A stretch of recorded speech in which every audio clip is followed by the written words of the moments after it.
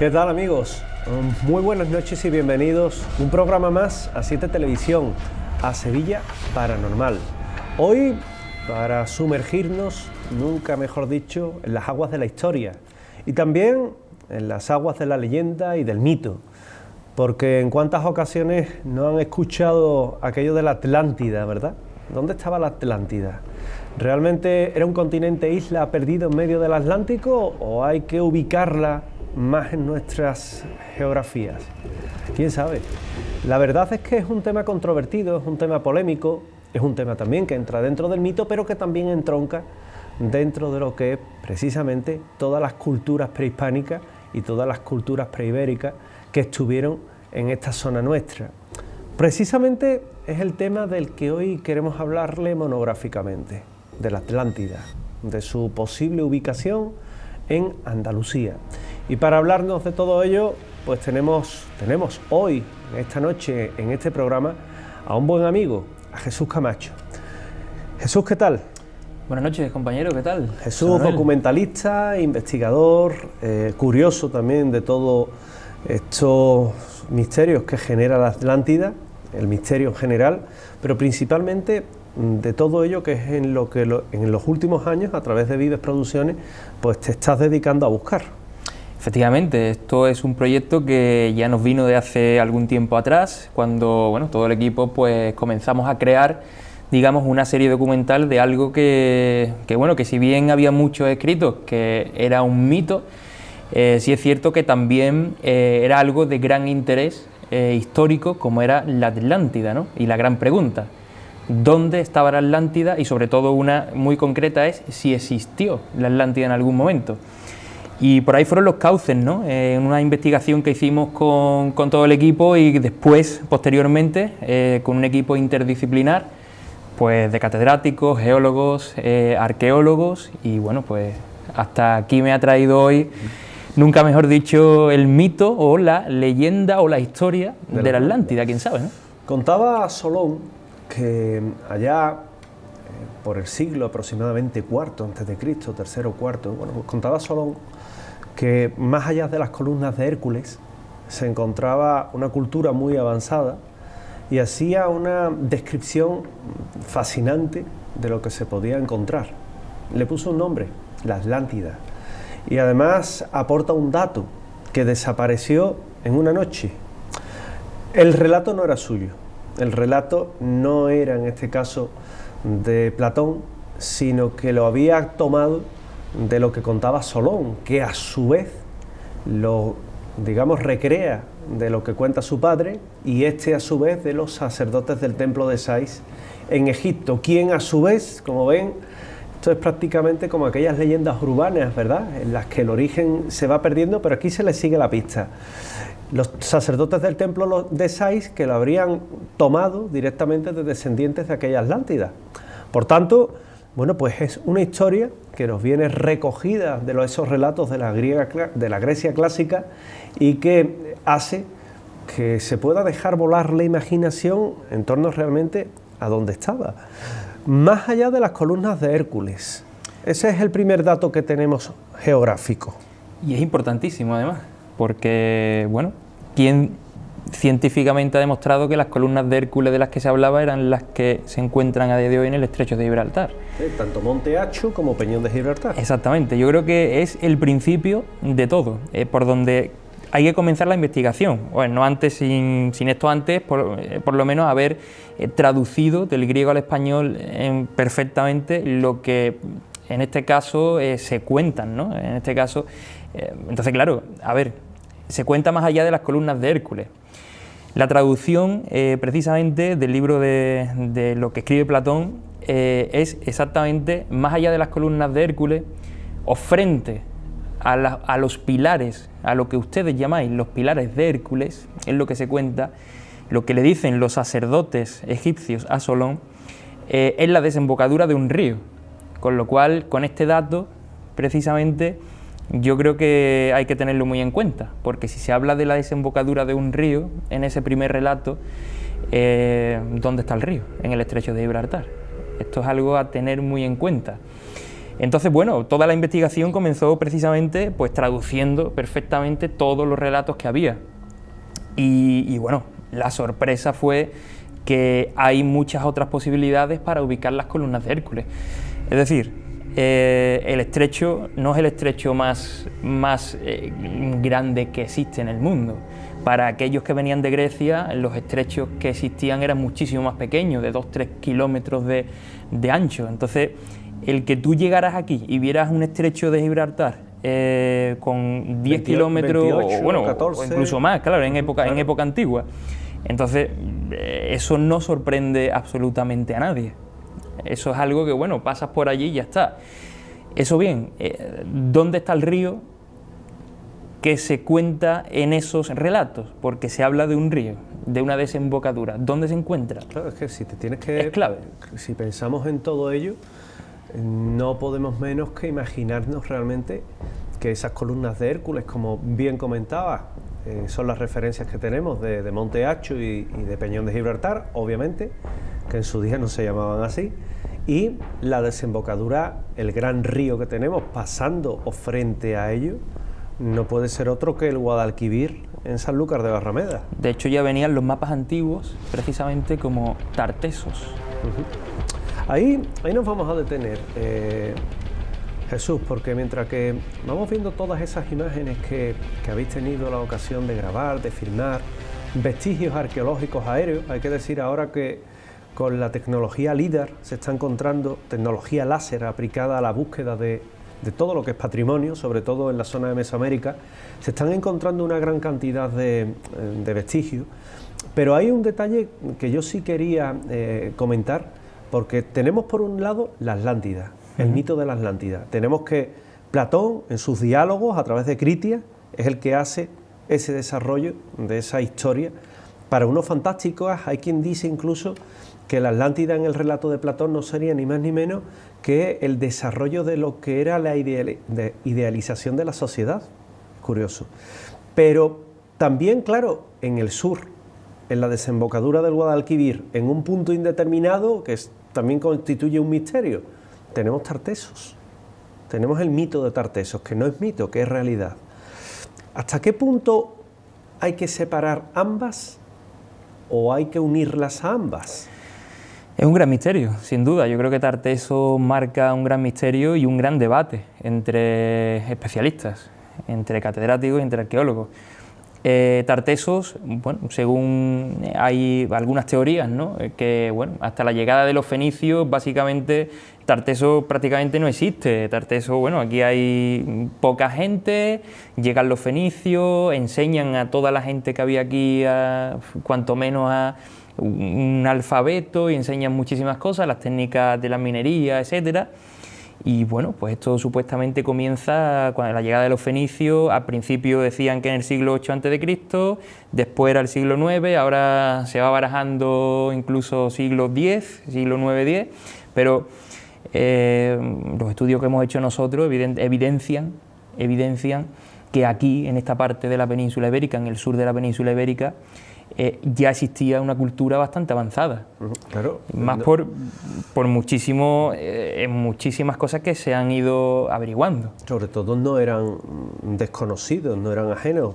Hay que tener en cuenta que evidentemente tenemos Tartesos en toda esa zona, pero Tarteso no solo es Sevilla o Cádiz, se extiende a Huelva, la zona del Algarve, parte de Córdoba, y se va al norte a un sitio que tú conoces perfectamente, que es Cancho Roano, en Extremadura, donde hay unas muestras exquisitas de lo que es arquitectura y de lo que es arte, al fin y al cabo, incluso algunos dibujos de los que vamos a hablar ahora. Pero también, evidentemente, nos encontramos con todo lo que es el arte de la orfebrería, que nos queda el tesoro del carambolo, descubierto precisamente en todo lo que es el cerro, lo que es aquí en el Tiro de Pichón en Sevilla, por Mata Carriazo, y que de alguna forma, bueno, lo que nos habla es que Tartesos está muy bien diferenciada. De hecho, hay otro tipo de estudio que nos lleva a lo que fueron las investigaciones de Henning, que también descubren pequeñas figurillas de diosas. Es decir, aunque tenía una clara vinculación orientalizante, ahí tenemos esa parte de Tartesos.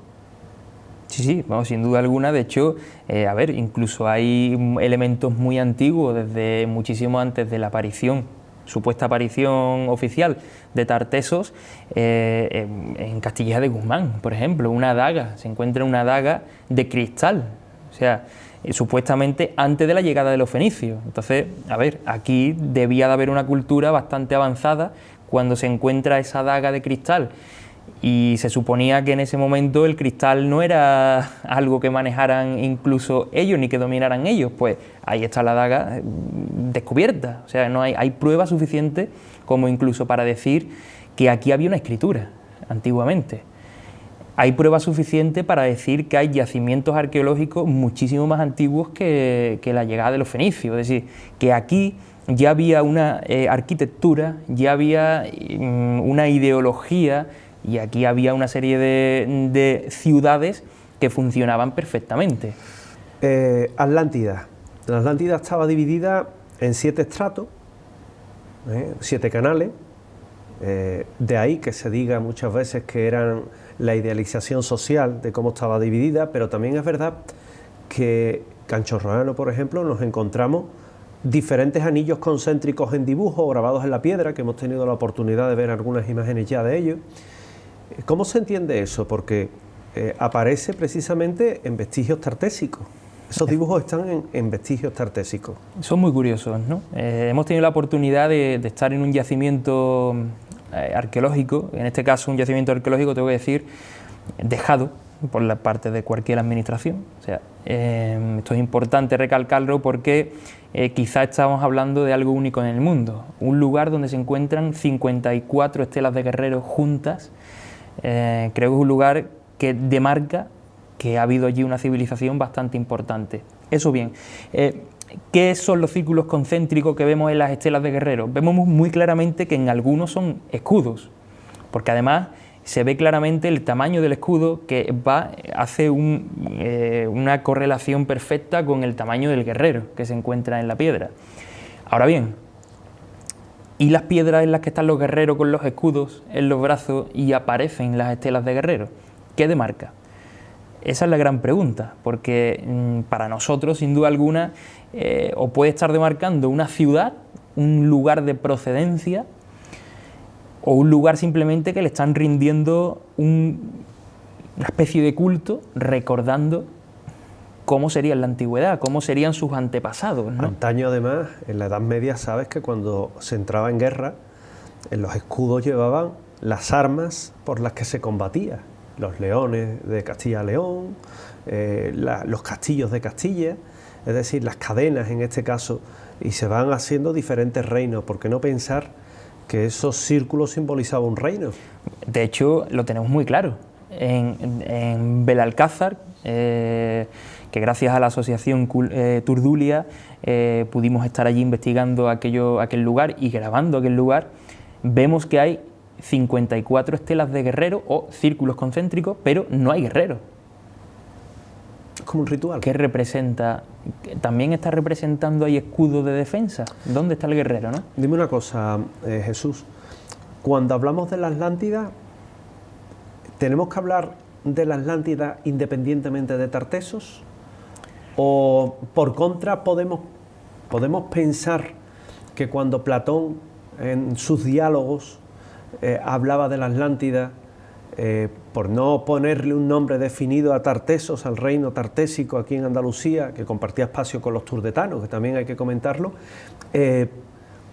por no ponerle una denominación se le pasó a llamar Atlántida? Fíjate, cuando hemos iniciado estas investigaciones, que tengo que decir también, gracias a Atria Picture, que es nuestra coproductora, a Vibes y a todo el mundo que ha estado ahí con nosotros y que sigue estando con nosotros, tengo que decir una cosa importante, ¿no? Tartesos es un nombre griego cuyo significado, como sabemos, la SSOS del final, significa promontorio o lugar alto rodeado de agua. Y Tarte sería un nombre. Estaríamos hablando de que si aquí hubo una civilización, no se pudo llamar Tartesos por parte de los que estaban aquí. Su origen es un origen griego. Ya te dice mucho. isla o promontorio, lugar alto rodeado de agua. Encaja con lo que encaja era perfectamente con la descripción de la Atlántida. Del reino Yo central. le hago a los espectadores una pregunta, ¿no? Porque se ha ubicado la Atlántida en muchos lugares. Ahora vamos a hablar de ello, sí. Y yo lanzo la pregunta, ¿no? En todos esos lugares, si uno va a esos puntos, es imposible ubicar por descripción algo así. Pero sin embargo, si te vienes aquí, a este punto de Andalucía, a la parte sur de la península ibérica, tiene todos los elementos en la descripción que lanza Platón de la Atlántida, todos. Hablamos de ubicaciones.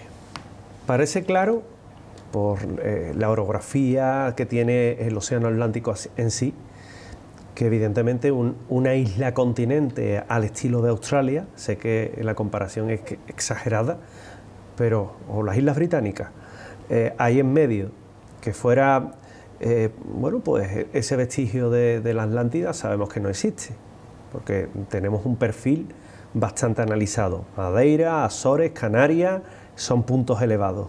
Ahí sabemos que no estaba. Vamos a seguir buscando. Evidentemente nos tenemos que acercar hacia todo lo que es la parte, como decían los antiguos los romanos, del Finisterre, ¿no? La península ibérica. Se ubicó la Atlántida en Hinojos, en las marismas, en este caso, del Guadalquivir, porque nos tendremos que ir, pongamos que ubicamos la Atlántida en el año 10.000 a.C., pongamos como una hipotética fecha, teniendo en cuenta que el relato de Platón es copia de copia de copia.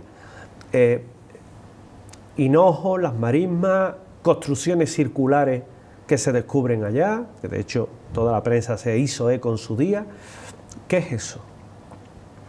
Seguramente una ciudad perteneciente a ese reino atlante, a esa cultura atlante. Como hay otras muchas ciudades en Cádiz, en Huelva, Sevilla, Córdoba, que representa exactamente lo mismo. La Atlántida era un reino central lleno, rodeado de ciudades. ¿Y por qué aparece la Atlántida en Egipto? ¿Por qué aparece la Atlántida en América? ¿Por qué aparece la Atlántida en Canarias? Incluso se la ha llegado a ubicar. Pues porque seguramente, y eso lo descubriremos en el documental, fue una civilización en la cual, a través de la navegación, llegó a esos puntos. ¿Y no te resulta precipitado, Jesús, por ejemplo, decir que esas construcciones en Hinojos es Atlántida? ¿Por qué no pensar que es turdetano, que es tartésico, que es una cultura menor que estaba allí? Eso es importante. Para eso, precisamente en el documental, nos hemos hecho con un equipo especializado tanto de georradar, geofísicos, como geólogos capaces de identificar y de poder dar respuesta a esa pregunta. Pero hay una cosa muy importante, José Manuel. Fíjate que en Egipto el número 100 y el 1000 se dice de una manera muy parecida. ¿Y si la traducción que se hace del egipcio al griego puede estar equivocada? Y hubiera que quitarle un 0 a todas las fechas que se han dicho. ¿Qué nos daría eso como resultado? Pues un 0 menos ya se sabe, si se Cambia ubica bastante. cambia bastante todo. Estaríamos hablando del siglo IX a.C., estaríamos hablando del siglo X a.C. y toda esa ubicación de fechas que coinciden con la cultura tartésica aquí en Andalucía. Déjame que nos vayamos a otro sitio en esa ubicación. Desembocadura del Guadalquivir, hemos hablado del Guadalquivir desde un comienzo, Sanlúcar de Barrameda, Coto Doña Ana, La Jara, Chipiona. Comenzamos por el último punto porque quizás en estos últimos meses, en estas últimas semanas, es el más polémico.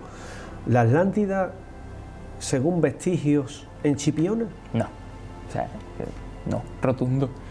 Se sabe perfectamente los vestigios que esconde Chipiona, precisamente, lo que conocemos como un lugar de pesca del atún, los corralitos, ¿no? O sea, es algo que está fechado, está datado en el siglo XIX. Estamos hablando de algo que hace 200 años, 300 años se usaba. Si nos tenemos que remontar a la época de la Atlántida o de Tartesos, imposible. No quiero decir con esto que la parte ya pegada de Chipiona hacia Sanlúcar de Barrameda no haya yacimientos arqueológicos, pero fuera de la línea de costa. O sea, tenemos que entender cómo era la geografía antiguamente aquí para entender que en esa parte es imposible que hubiera habido algo sumergido bajo el agua. Hay pecios sumergidos fenicios, por supuesto. Los restos del faro antiguo de Chipiona, del faro romano. Efectivamente. No hay que confundir, obviamente, con una construcción de una hipotética cultura preíbera, ni mucho menos. Además, fíjate, yo creo que con el mar, si hubiera una ciudad sumergida debajo del agua y atendiera a esas fechas que damos de 10.000 años, no habría absolutamente nada, prácticamente nada. El mar lo tendría prácticamente comido. Las construcciones que se encuentran también, según perfilador sísmico en Sanlúcar de Barrameda, también construcciones circulares, como en las marismas de Hinojo. Sanlúcar de Barrameda es que ya sí que empieza a esconder bastante yacimiento arqueológico. Nos encontramos los pinares de la Algaida, donde se encuentra el tesorillo, donde Corzo encuentra estatuillas y se encuentran muchísimas cosas allí, ¿no? Y hay un templo, o sea, en ese lugar de la Algaida hay un templo de origen tartésico, pero es que ya si nos vamos un poquito más hacia la parte, bueno, encontramos Lebrija, entre medio nos encontramos hasta Regia, nos podemos encontrar también Évora, donde se encontró un tesoro muy similar al de aquí del Carambolo. O sea que estamos hablando que toda la zona de Sanlúcar de Barrameda, Huelva, hacia adentro, hacia el norte, estamos hablando donde se formaba el Golfo Tartésico, un Golfo Tartésico que está muy documentado. Y alrededor estamos viendo un círculo y estamos viendo muchas ciudades, incluso el Rocío, José Manuel. En función de las investigaciones que estáis haciendo para ese documental, con Vives Producciones, con Atria, ¿dónde os decantáis por encontrar a esa Atlántida? ¿Y realmente estaría la Atlántida en Andalucía? Sí. O sea, nosotros pensamos un rotundo sí. Mira, yo creo que a mí me resulta esto muy de soñadores. Lo que puedo adelantar, lo que podemos adelantar es que aquí en Andalucía hubo una cultura desde la prehistoria para acá en la que podemos ver dólmenes, la gran cultura de los dólmenes, de las construcciones circulares. No hablo solamente ya de la parte de Huelva, Sevilla y Cádiz. Hablo de la parte incluso de Almería, donde se encuentran yacimientos como el de los Millares, donde podemos ver reflejado perfectamente una ciudad anillada también. O sea que estamos hablando que Andalucía es mucho más antigua de lo que nosotros nos pensamos, que aquí hay elementos muy diferenciadores de todas las culturas del mundo, que hasta aquí llegaron todas las culturas del mundo. Y yo muchas veces cuando me han preguntado en este proceso del que nos encontramos produciendo el documental, de por qué no se ha encontrado un barco tartésico, la respuesta mía es muy sencilla y a la vez complicada de entender. ¿Y si hubo barcos tartésicos? ¿Y si los barcos tartésicos no eran de madera como lo solían hacer ya después en la navegación? ¿Y si empleaban otro tipo de construcción que se sigue utilizando hoy día y que está comprobado científicamente que es capaz de cruzar el Mediterráneo? Hay vestigios de la Atlántida o de esta civilización en América, mucho antes de la llegada de Cristóbal Colón. ¿Fue Cristóbal Colón el primero que visitó América? Ni mucho menos. Cuando fue Cristóbal Colón a América y los indígenas lo ven, este hombre blanco, este dios blanco, los que prometieron que iban a volver, ¿no? Viracocha. ¿Por qué no pensar que la cultura que había aquí, una cultura atlante, ya manejaba la navegación? Que entre otras cosas se cuenta. Los fenicios eran grandes navegantes. Exactamente. Entre otras cosas. Y una pregunta que lanzo: ¿fue en Mesopotamia la primera escritura que se conoce? ¿O fue en Andalucía? Nos referimos a Sumeria, en este caso, las tablillas de Sumer, y aquí tendremos un vestigio de una escritura antigua. Aquí tenemos unos vestigios de muchísimas cosas, de una antigüedad que a todos les va a sorprender. Tenemos construcciones que hasta a mí me han sorprendido que existieran aquí en este punto de Andalucía. Tenemos yacimientos arqueológicos localizados que han dado como resultado cosas impresionantes. Y por qué no decir que vamos a demostrar en este documental que lo que cuenta Platón en ese libro corresponde con la descripción íntegramente de esta parte de Andalucía, porque además estaremos en otras partes del mundo intentando reconstruir lo que cuenta Platón. Y nos vamos a dar cuenta que no, que simplemente la Atlántida, cuando se habla de un continente, se habla en un sentido en el que esta civilización que vivía aquí conectó con otras partes del mundo y que, bueno, dejo para sorpresa en este documental muchas cosas que yo creo que al espectador le va casi, como solemos decir muchas veces, a casi desestabilizar ese rumbo de la historia. Incluso, ¿por qué no decirlo?, vamos a ver mucha simbología y una relación íntegra con los masones. Es increíble, no me pueden negar que es un tema apasionante, pero que, fíjate, incluso en la Atlántida se decía que sus templos eran escalonados. Sabemos que hay pirámides escalonadas a lo largo de todo el mundo, es decir, hay una franja en la que uno se queda sorprendido y dice, ¿por qué en esa franja del paralelo 33 y no en otros puntos, no? Habría que preguntárselo, aunque entroncamos ya con otros misterios, evidentemente. Pero sí es cierto que hoy lo hemos querido dedicar a la Atlántida, con nuestro invitado, con Jesús Camacho, y que será un tema que dará mucho que hablar. Yo y este programa, esta Sevilla Paranormal, les esperamos en un próximo episodio en el que seguiremos repasando todo lo que de misteriosa tiene nuestra tierra. Les espero en 7 Televisión Andalucía. No nos falten.